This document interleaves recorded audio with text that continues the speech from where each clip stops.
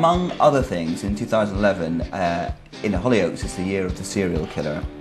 I think most people know there's a murder just before Christmas this year, and that won't be the last time he strikes. So I think various Hollyoaks characters should be very, very careful during the next year.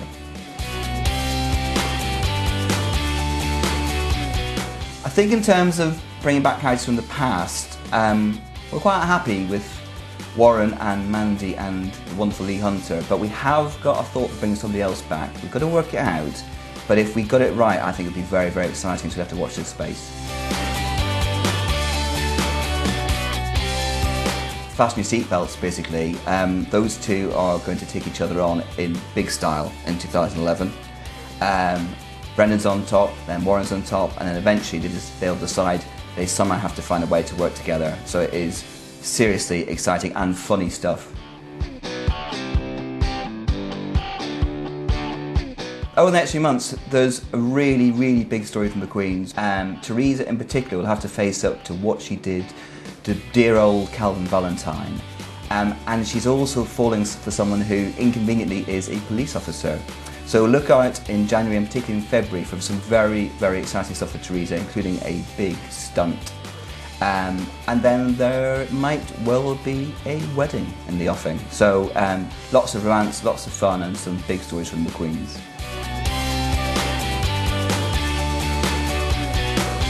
I think what we've played in 2010 in introducing Brendan is this very dark and twisted character, and one of the things we want to do in 2011 is to explain why he's like that. And the whole domestic violence angle does continue to play, but in really quite an unexpected way. And I think that sort of the safest thing I can say is that everyone should remember that it was Steve who hit Amy first. So it's a dark and interwoven story, and made all the more complicated by the introduction of a new love interest for Steve.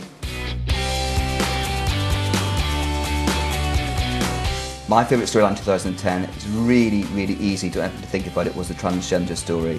I think it's absolutely quintessential Hollyoaks story.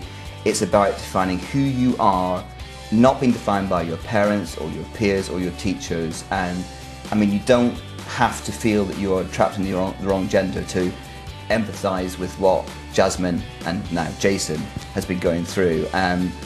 So I hope it'll go down in my career as one of the best things and strongest things I've ever done. In 2011 it just gets better and better when we see Jasmine come out as Jason and have to go to school with everyone knowing that and deal with her family and her friends, and I think it just carries on growing and getting stronger and stronger, and I'm really genuinely excited about it.